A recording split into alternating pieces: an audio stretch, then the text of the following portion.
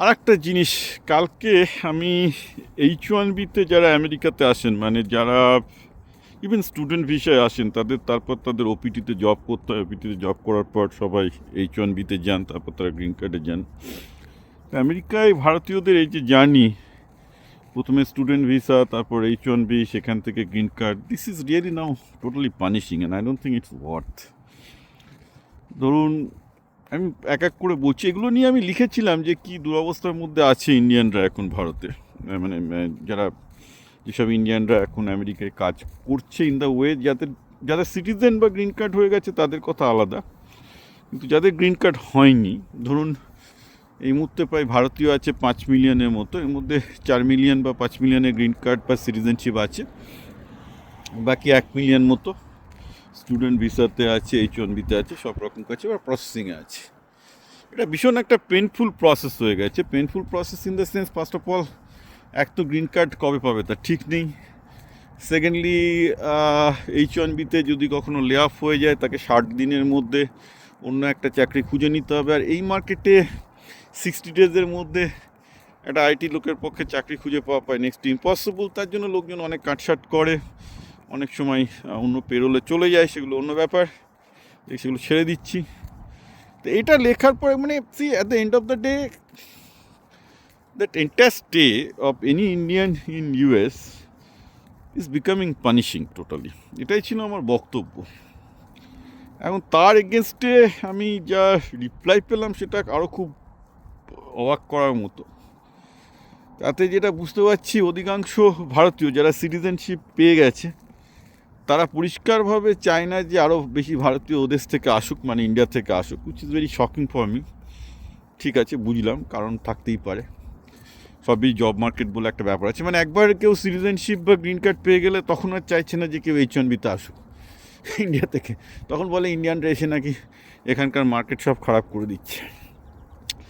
মজার ব্যাপার হচ্ছে যে আমেরিকাকে নষ্ট করার মতো ক্ষমতা ভারতীয়দের নেই। আমেরিকাকে নষ্ট করতে পারে আমেরিকা নিজেই, তার মানে এক্সট্রিম লেফট আর রাইট উইং পলিটিক্স নেই, যেটা দুর্ভাগ্যজনক ঘটনা। অধিকাংশ ইন্ডিয়ান যেটা বুঝতে পারছে না, because most of the Indian যারা এখানে এসছে সবই স্টেম ব্রাঞ্চে, সবই ধরুন ইঞ্জিনিয়ারিং, ম্যানেজমেন্ট, সায়েন্স এসবের থেকে। তারা জীবনে কখনো ইতিহাস, দর্শন বা পলিটিক্যাল সায়েন্সের চর্চা খুব ডেপথে গিয়ে করেনি। করলে একটা জিনিস খুব পরিষ্কার বুঝতে পারতো, যে ইন্ডিয়ানরা যে আমেরিকায় সফল হয়েছে তার পেছনে তাদের ট্যালেন্টের থেকেও দুটো জিনিসের বড় ভূমিকা আছে। একটা হচ্ছে গ্লোবালাইজেশন, যেটা ক্লিন্টন চালু করেছিল, আর সেকেন্ডটা হচ্ছে সেন্টিস্ট পলিটিক্স। অর্থাৎ ইন্ডিয়ানদের এই যে মেরিট বা মেধা, যে বিদেশ থেকে একটা মেরিটোরিয়াস লোককে এনে আমেরিকা চালানো, তাদেরকে যথেষ্ট সম্মান দেওয়া, তাদেরকে যথেষ্ট ভালো পজিশন দেওয়া, এটা একমাত্র সেন্টিস্ট পলিটিক্সই পসিবল।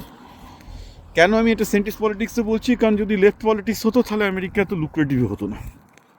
সব এত বেশি রেগুলেশন চাপাতো, আমেরিকায় বিজনেস করাই ইম্পসিবল হয়ে যেত। যেটা হবে, যে কোনো জায়গায় লেফটিস্ট পলিটিশিয়ানরা আসলে বিজনেস করাই মুশকিল হয়ে যায়। তো ফার্স্ট অফ অল হচ্ছে একটা বিজনেস ফ্রেন্ডলি এনভায়রনমেন্ট, যেটা আমেরিকায় ছিল। আর যদি খুব বেশি extra ultra right wing politics আছে, যেটা এখন ট্রাম্প চালাচ্ছে, যে Indian grocery store, Indian store বা এসব জায়গার মধ্যে ইন্ডিয়ান রেস্টুরেন্টে আইস ঢুকে যাচ্ছে। তো ইন্ডিয়ান বিজনেসগুলোকে এখন টেররাইজ করে দিচ্ছে। ইন্ডিয়ান হোটেলে আইস ঢুকে যাচ্ছে ইলিগাল ইমিগ্রেন্ট বার করার জন্য।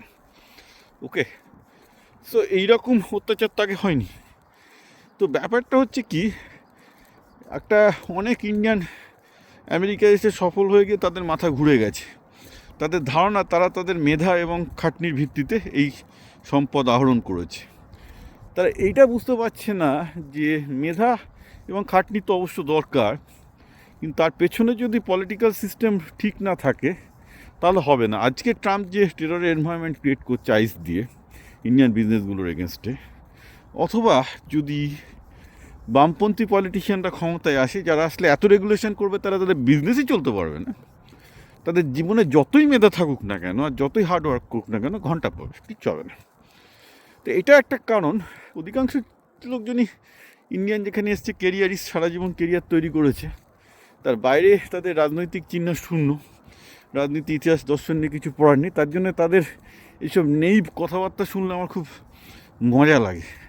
বেসিক্যালি তারা এটাও বুঝতে পারছে না যে তারা আমেরিকাতে যেটুকু করে খাচ্ছে, যদি আজকে সেন্টিস্ট পলিটিশিয়ানরা না থাকতো, আর সেন্টিস্ট পলিটিশিয়ানরা কেন ছিল, সেই রিপাবলিকান পার্টি বলুন, ডেমোক্র্যাট পার্টি বলুন, যেসব পলিটিশিয়ানরা বিজনেসের সাথে অ্যালাইন করে চলতো, হতে পারে আপনি এটাকে কনি ক্যাপিটালিজম বলতে পারেন, they are the one who brought India, সেটা নিয়ে কোনো সন্দেহ নেই। কারণ তা না হলে, যদি আমেরিকান পলিটিক্সটা আমেরিকানদের দিয়ে চলতো, তাহলে তো তারা H1B অ্যাপ্রুভই করতো না। বললো কেন, আমরা কেন অন্য দেশের লোকজনকে চাকরি দেবো, আমাদের দেশের লোক যেখানে বেকার আছে, রাইট? তাহলে তারা H1B কনসেপ্টে অ্যাপ্রুভ করতো না টু বিগিন উইথ, যদি এটা সেন্টিস্ট পলিটিশিয়ানদের হাতে না যেত, বা এটা যদি কনি ক্যাপিটালিজম না হতো। সুতরাং প্রত্যেকটা ইন্ডিয়ানকে মনে রাখতে হবে যে দে আর প্রোডাক্ট অফ কনি ক্যাপিটালিজম। আমেরিকায় কনি ক্যাপিটালিজম না থাকলে একটা ইন্ডিয়ানও এখানে করে খেত না। এখানকার ইন্ডিয়ানদের ট্যালেন্ট ফ্যালেন্ট নিয়ে বাজে বুকে লাভ নেই। কনি ক্যাপিটালিজম ছিল, ক্যাপিটালিস্টটা নিজের স্বার্থে ইন্ডিয়ানদেরকে নিয়ে এসছে, এবং এটা ক্যাপিটালিস্ট সিস্টেম মানুষের প্রতিভা এবং তাকে বড় হতে সুযোগ দেয় বলে প্রতিটা ভারতীয় এখানে ভালো করছে। It's all because of capitalism.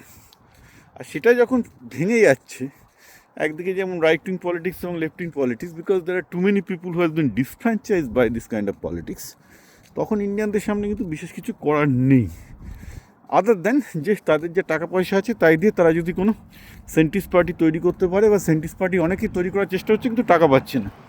সেন্টিস্ট platform যদি আমেরিকায় না তৈরি হয়, এদেশে ইন্ডিয়ানদের ভবিষ্যৎ খুব ভালো নয়।